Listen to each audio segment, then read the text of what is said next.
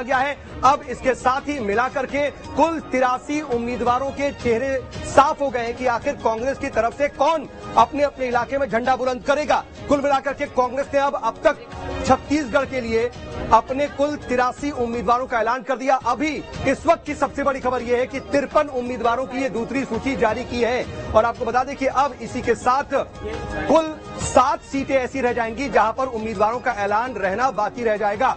तो इस वक्त ये बड़ी खबर आपको बता रहे हैं, रायपुर से बड़ी खबर।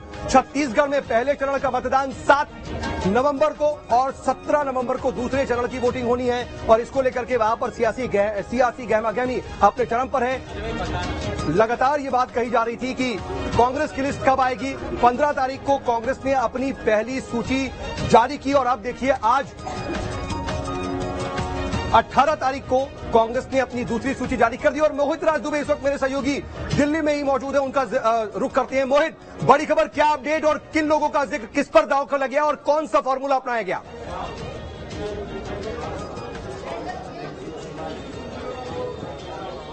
देखिए, फॉर्मूला वही अपनाया गया है कि सबका समावेश और सबका विकास। हम ये कह सकते हैं कि जिस तरीके से 53 लोगों की लिस्ट इसमें आई है, जिताऊ उम्मीदवारों को ही इसमें जो है टिकट दिया गया है खासतौर पे।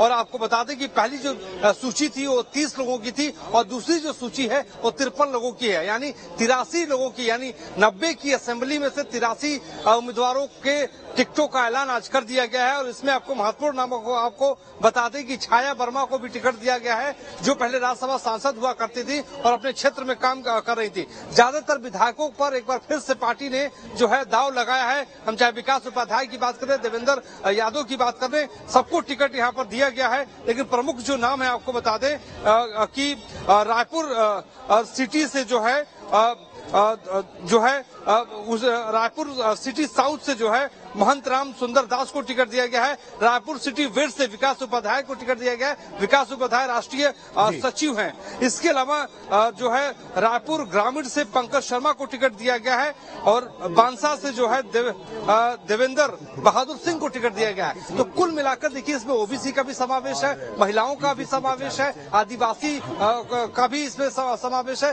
दलितों का भी समावेश है। लगातार जो राहुल गांधी ये कहते रहे कि जितनी भागीदारी जो है उतनी जो है, जितनी आबादी उतनी भागीदारी।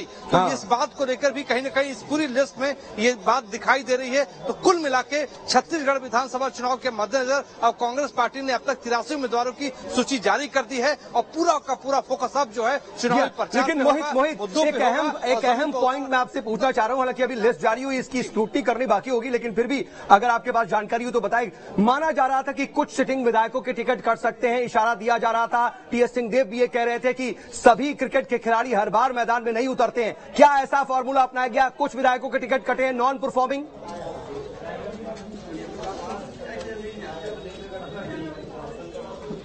देखिए, बिल्कुल यही तो बात थी, लगातार यही बात चल रही थी कि जो सर्वे में आएगा, जो जिताऊ होगा, जो टिकाऊ होगा, जो पार्टी को के विचारधारा को समझता होगा, भौगोलिक स्थिति में फिट होता होगा, सामाजिक स्थिति में फिट होता होगा, उसको ही टिकट दिया जाएगा। और वही फॉर्मूला जो है छत्तीसगढ़ की सूची में दिखाई दे रहा है। सीधे तौर पर चाहे स्क्रीनिंग कमेटी के हम चेयरमैन अजय माकन की बात कर लें, मल्लिकार्जुन खड़गे की बात कर लें, राहुल गांधी की बात कर लें या भूपेश बघेल की जो छत्तीसगढ़ के मुख्यमंत्री उनकी बात कर लें, सीधे तौर पर नेताओं का यही कहना था कि हम उन्हीं को टिकट देंगे जो पार्टी के भीतर लगातार काम करता हुआ नजर आया हो, पार्टी के भीतर और जमीन पर मुद्दों को उठाता हुआ नजर आया हो। तो वही चीज, वही झलक इस पूरी सूची में दिखाई दे रही है। जी हाँ, लेकिन मोहित अब देखिए, कुल 7 नामों का ऐलान बाकी है, क्योंकि पहले 30 नाम, उसके बाद 53 नाम। 7 नामों पर क्या कोई पेच फंसा है? मंथन चिंतन किस बात को लेकर के हो रहा है, या फिर बीजेपी का इंतजार किया जा रहा है? वही सीटें बची हुई हैं जहां पर बीजेपी ने उम्मीदवार घोषित नहीं किया, ऐसा भी है क्या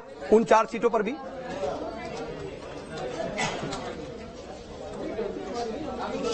देखिए, बड़ा महत्वपूर्ण आपने सवाल किया है कि ये 7 नाम आखिर क्यों फंसे हुए हैं, कि इन 7 नामों का जो है आखिर 7 नाम क्यों नहीं, उनका नाम क्यों नहीं सामने आया है। तो जी हाँ, कहीं ना कहीं कुछ पेच फंसा हुआ है, उसका समाधान जल्द निकाल लिया जाएगा। कहीं जिन जो 7 सीटें हैं, उन 7 सीटों पे कहा जा रहा है कि 2 से 3 लोगों का पैनल है, उसमें सर्वे में कहीं बराबर दिखाई दे रहे हैं। तो निश्चित तौर पे ये कहा जा रहा है कि 1 से 2 दिनों में उनका भी समाधान निकाल लिया जाएगा। जी जी बिल्कुल। देखिए मोहित, इन सब के बीच देखिए अब जो है, जो सियासी सूरमा जो मैदान में उतरेंगे वो साफ हो चुका है कि कौन कौन से हैं। और इससे पहले हमने देखा छत्तीसगढ़ में भी नाराजगी का दौर दिख रहा था, लेकिन कमोबेश मध्य प्रदेश से कम। तो क्या माना जाए कि भूपेश बघेल डैमेज कंट्रोल भी और मैनेज करने में कामयाब रहे हैं, और प्रदेश नेतृत्व की क्या इन लिस्ट को देखने के बाद लग रहा है कि उन्हीं की चली है?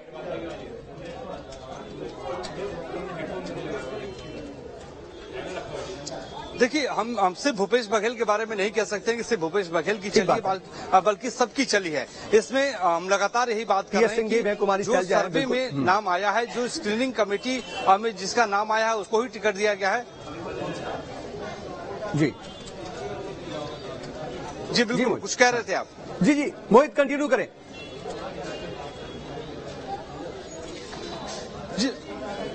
जी मैं यही कहना चाह रहा हूं कि इसमें सबकी चली है। और लगातार देखिए, राहुल गांधी जो बात कहते रहे कि ओबीसी की वो बात करते रहे, दलितों की वो बात करते रहे, आदिवासियों की वो बात करते रहे, तो इस पूरी सूची में आपको सबका समावेश दिखाई देगा। और यही सामंजस्य बैठाकर पार्टी छत्तीसगढ़ के भीतर जमीन पर उतरना चाहती है। कितना रंग लाएगी ये तो वक्त बताएगा, लेकिन पार्टी आलाकमान और पार्टी के जो नेता हैं आशान्वित छत्तीसगढ़ के भीतर दिखाई दे रहे हैं। उनका ये कहना है कि तमाम सर्वे जो टेलीविजन के न्यूज चैनल्स के सर्वे आए हैं, उसमें कांग्रेस पार्टी आगे दिखाई दे रही है। और पार्टी का जो इंटरनल अपना सर्वे, उसमें भी कांग्रेस पार्टी आगे दिखाई दे रही है। तभी इन उम्मीदवारों को जो है चुना गया है। लेकिन अब असली चुनौती यही होगी कि जिनको टिकट नहीं मिला है उनको किस तरीके से साधा जाएगा। लेकिन आपको ये भी हम बताते चले कि इस पूरे मामले को लेकर भूपेश बघेल ने सीधे तौर पर अपने कार्यकर्ताओं को कहा है कि आप नाराज मत होइए, निराश मत होइए। मैं देखिए मोहित, ये देख पा रहा हूं कि कहीं ना कहीं एससी और एसटी वर्ग को भी साधने की कोशिश जैसे पिछली बार भी की गई लिस्ट में।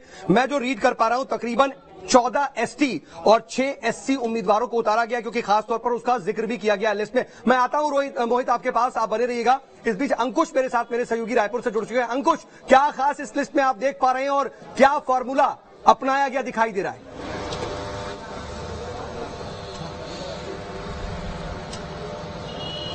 देखिए, जो 53 उम्मीदवारों की सूची कांग्रेस पार्टी ने जारी की है, उससे स्पष्ट हो गया है कि कांग्रेस पार्टी की पूरी तरीके से जिताऊ उम्मीदवार की जो तलाश कर रही थी, वो उम्मीदवार कांग्रेस पार्टी को मिले हैं। इसी कारण से 53 लोगों में जो है लोगों के नाम शामिल किए गए हैं। एक बदलाव जरूर देखने को मिल रहा है कि रायपुर जो ग्रामीण क्षेत्र है, वहां पर एक बड़ा बदलाव हुआ है। रायपुर ग्रामीण विधानसभा में सत्यनारायण शर्मा लंबे समय से कांग्रेस पार्टी के विधायक रहे हैं और अब उनकी जगह उनके बेटे पंकज शर्मा को मैदान में उतारा गया है। इसके अलावा रायपुर अगर शहर की बात करें, वेस्ट की अगर बात करें, तो विकास उपाध्याय जो कांग्रेस पार्टी के विधायक हैं और विधायक होने के साथ साथ संगठन में बड़ी जिम्मेदारी उनके पास है। राष्ट्रीय सचिव के तौर पर वो काम करते नजर आ रहे हैं। और दूसरा सबसे बड़ा बदलाव जो है वो रायपुर ग्रामीण विधानसभा का है, जहां पर ग्रामीण विधानसभा में रामसुंदर दास, महंत रामसुंदर दास को उतारा गया है। गौ सेवा आयोग के अध्यक्ष हैं वो छत्तीसगढ़ सरकार में, और उनको अब जो भारतीय जनता पार्टी के वरिष्ठ विधायक पूर्व मंत्री जो है ब्रजमोहन अग्रवाल, उनके खिलाफ चुनाव में मैदान में उतारा गया है। बाकी 53 नामों की अगर बात करें तो कई बदलाव जो होने की जो उम्मीद बताई जा रही थी, बहुत सारे टिकट कट सकते हैं ऐसी उम्मीद बताई जा रही थी। लेकिन ऐसा अब इस सूची में बहुत ज्यादा देखने को नहीं मिल रहा है। अगर दुर्ग सिटी की अगर बात कर लें तो अरुण बोरा को फिर से चुनावी मैदान में उतार दिया गया है, जो ऑलरेडी कांग्रेस के विधायक हैं। राजिम विधानसभा क्षेत्र की अगर बात कर लें तो अमितेश शुक्ल जो है उनको एक बार फिर से चुनावी मैदान में उतार दिया गया है। जगदलपुर एक विशेष सीट है जिस पर भारतीय जनता पार्टी की सूची में अभी तक जगदलपुर का नाम शामिल नहीं किया गया है। मतलब बीजेपी की तरफ से अभी भी जगदलपुर में कैंडिडेट नहीं उतारा गया है, लेकिन